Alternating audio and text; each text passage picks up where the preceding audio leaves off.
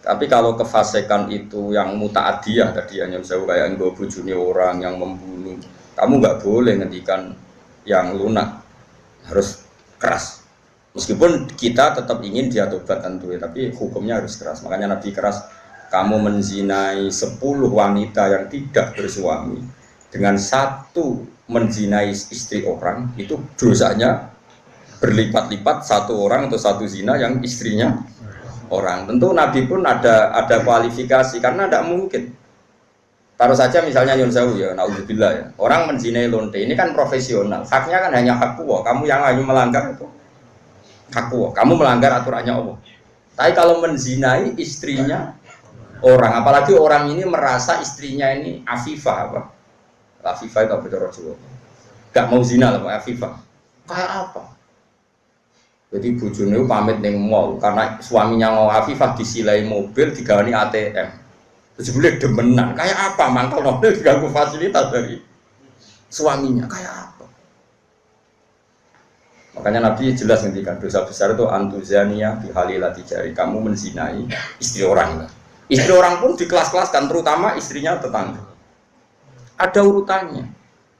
Jika kalau seperti ini Nabi tegas sampai misalnya Nyon Sewu ada hukum rajam. Saya pernah dalam Bahsul Masail ditanya, Gus, rajam itu kan jahat, masa orang dibunuh gini-gini karena zina? Saya jawab, oke, kita dalam Islam Indonesia nggak ada rajam. Tapi Allah selalu mempertontonkan kematian yang sama. Ini hujjatullah. Misalnya begini, saya tanya, andai kan ada hukum rajam tegas, mungkin satu Indonesia yang kena rajam itu nggak sampai 100, nggak sampai 10 kan? Karena syaratnya harus ada saksi 4 sing nginceng. Iku kudu roh detail mlebune alat kelamin ning vagina. Ada roh kelonan tok ora cukup. Aku roh ning dhuwure tetep ora iso dalam hukum Islam. Kudu roh alat kelamine lanang mlebu ning vaginane cawe itu. Kan ra ngarah roh. Terus rohe papat kudu bareng. Ada gentenan yo ndak diterima. Terus parahe meneh saksi papat iki kudu adil. Ada pegawaian nginceng yo ora adil. Jadi kemungkinan tercapai rajam kan ada saksi 4 yang melihat langsung alat lelaki kelamin masuk di vagina. Terus wong iki gak fasik, termasuk fasik sing pegawai deh. Misalnya sesuatu Mustafa Adil, lo kok nganti roh? Kalau pengen lo soleh sing ngencengan.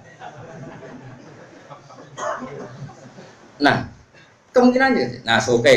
Berarti yang kira-kira yang kena rajam itu hanya 10.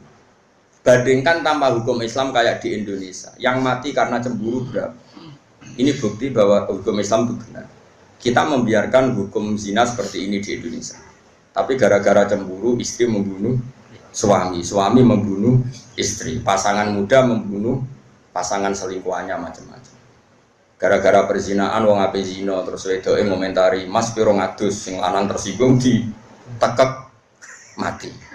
Nah ini kita harus dengar ini supaya kita jadi tambah iman. Ternyata tidak ada hukum Islam yang katanya mereka kejam rajam. Ternyata hukum yang dibiarkan liar lebih kejam karena cemburu membunuh, karena tersinggung sama pasangan lontenya membunuh. Kan natijahnya sama-sama menghilangkan nyawa. Maksud saya, yang ngaji saya tak kasih tahu. Oke, kita tidak pakai hukum rojam, tapi Anda harus tetap tahu di luar hukum rojam toh lebih sadis. Itu kan ada yang di Surabaya itu mati jadi lebokno tabung LPG jadi semen. Gara-gara demenan wedok, konangan terus ambek istrinya yang tua itu karena lebih kaya. Nyawa preman dipateni dan dimutilasi macam-macam. Coba kalau kematian-kematian di TV rata-rata kan pasangan selingkuhan. Artinya kita seneng ya, seneng artinya gini. Orang-orang itu yang mengkritik rajam katanya tidak manusiawi, sebagian LSM itu kalau mengkritikan seperti itu. Ternyata yang dibiarkan di luar tanpa hukum rajam lebih ngeri. Rajam itu lebih prosedur karena tadi syaratnya harus saksi 4 menyaksikan langsung. Mungkin enggak? Video ra iso diedit. Ra oleh foto pemeneh, video enggak bisa. Bisa di wong Kanjeng Nabi dibantah bolak-balik sampai sahabat. Ya gara-gara Nabi itu kan saking apike wong. Sahabat ya saking mangkele wong.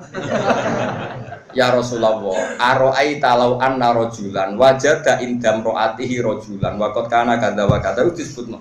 Ya Rasulullah, misale ana wong lanang. Pertamane takok law. Ana wong lanang mulai mergo ibojone ku ning dhuwure wis ana wong lanang liya. Madza af'al. Terus kula sing dilakoni tiyang niku madza yaf'al dilakoni napa? Nabi cek jawab, yo al-bayyinah wa ila khudda radhari. Kudu ana saksi. Nah ora kowe sing tak jilid perkarane kowe kodaf nuduh orang lain. Napa ya Rasulullah bayina? Iya bayina, pinten papat. Kula goleki kanca sedeng bar dadi batal. Kula kan golek wong papat sedeng bar. Lah kok do pinter mesti. Nabi aja ngotot yo ora pokoke al bayina wa illa khudala dzori yo tetep bayina nak robe. Nah, saya itu berkali-kali basul masail yang seperti itu. Menurut saya itu benar Nabi. Saya ulang lagi itu benar Nabi. Tentu Nabi itu paling benar. Bukan karena kita kultus saja, logikanya begini. Oke, dalam konteks orang soleh kayak Mustafa, mungkin cerita seperti itu benar. Ya cerita seperti itu benar. Tapi problemnya, wong lanang sira soleh itu ya akeh. Wong lanang sira soleh soalnya melaporkan istrinya karena wis ra soleh kepen megat. Pak Hakim melapor. Tadi malam saya mergoki istri saya selingkuh, maka harus diceraikan. Kalau hakim itu menerima semua orang, nanti semua orang kalau manggil istrinya akan menuduh istrinya zina. Dan kalau hukum Islam ditegakkan, semua yang tertuduh zina dirajam, entek wong wedok. Paham ya? Maka sebaiknya Nabi mah nggak percaya. Paham sih kalau maksud? Sehingga dipersulit. Akhirnya apa? Dalam konteks suami istri ada hukum khusus disebut li'an. Disebut nomor li'an. Li'an itu istrinya didatangkan di masjid, zaman dulu kan tidak ada kantor pengadilan. Suaminya didatangkan di masjid. Sama-sama bersaksi tabri'ah. Tabri'ah begini. Disuruh sumpah 4 kali. Yang kelima itu sumpah, cara ini sumpah sambar bledek. Sumpah pocong cara Madura. Kalau saya bohong dalam menuduh istri saya siap kena bedak atau kena laknatnya Allah. Terus istrinya di depan Rasulullah sumpah 4 kali, yang kelima saya siap mendapat azab Allah jika saya bohong. Baru harus dilepas. Furriqa bainahuma alal abad, keduanya diceraikan alal abad abadi, sama-sama nggak boleh nikah lagi, terus diceraikan secara syar'an. Yang kok ngenteni perkembangannya pangeran, pokoknya sama-sama nantang sing gorong sabar bedak gitu. Utara cara saiki diplintes tronton. Kalau di daerah saya gitu kan ana pantura. Ada tukaran gitu. Aku ada nganti melok wong iku. Tabrak truk. Terus sing musuhe, "Ojo truk tok, muni tronton." Saking mangkele. Saking debat kok ngono. Sing mbong belah ya ngono, kecemplung segoro. Sumpah apa? Mungkin nak sing biasane Merapi, sumpah kecokot ulo kan sesuai daerah apa? Masing-masing.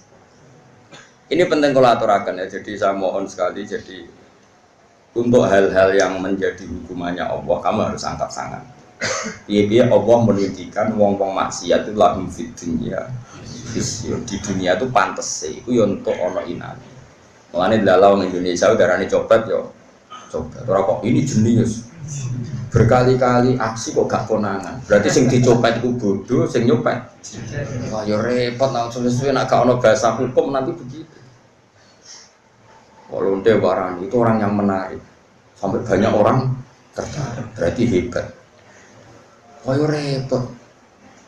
Lan kula seneng Indonesia niku anggap apa? Artinya apa itu? Apa ya? Bahasa Indonesia meskipun nyuwun sewu yang melafatkan tokoh-tokoh nasional pun atau TV-TV nasional, bahasanya tetap ada razia Satpol PP kepada penyakit penyakit masyarakat. Bahasanya masih seperti itu, penyakit masyarakat, terus ya pokoknya sampah masyarakat masih bagus. Tapi kan nanti kalau bahasanya dirubah hanya karena nuruti nyuwun sewu kemanusiaan, Satpol PP memburu orang yang belum dapat pekerjaan, yang sementara, wah malah kangelan repot. Cara kula wis bener Bapak. Sampah masyarakat, penyakit. Ini bukti bahwa Allah itu kuasa. Jadi Allah itu gak ada sunnah. barang maksiat itu delalah secara nasional maupun internasional itu dibahasakan secara keras. Masuk neng Amerika ada rani lonte gitu. Aku sering delok film-film barat. Kalau sering delok yang gue konsensus mawon. Ternyata gambarannya di barat kalau ada istri sah kok suaminya selingkuh, ya sing dimarahi ya selingkuhan. Orang kok selingkuhan marahi istri resminya. Masih neng barat, masih neng negara komunis itu PKI lah, neng Cina. Sing nyolong mbek sing dicolong sing melayu sing nyolong. Lho kok ijek Islami kok roh nak sing nyolong. Ora kok sama rata sama rasa terus. Paham ya? Ini cerita. Jadi nah, kefiah seperti ini itu kan baik. Kalau di orang fasik kefiah ini tidak kita datang karena takut mangkel lah mbek mayit mayit gendong ngono kok tak dongakno. Oke, dari segi itu berhak kita mangkel ning wong dolim. Masalahnya kalau kita tidak mengisi tradisi ini, diisi oleh tradisi mereka. Mereka terus ceki, minum-minum, lebih sulit lagi kita menghilangkan. Mendingan gelo-gelo sithik, ngempet-ngempet sithik teko ning majelis. Niati ngurip-ngurip tradisi Islam. Senajan tuh kowe gedeng mayi. Gedenge ora iso mbok ilangi, gak apa-apa. Pembagian mayat itu lalas yang dicolong ya dunyamu, masjid yang di imamane itu sini pun kena mercon deh.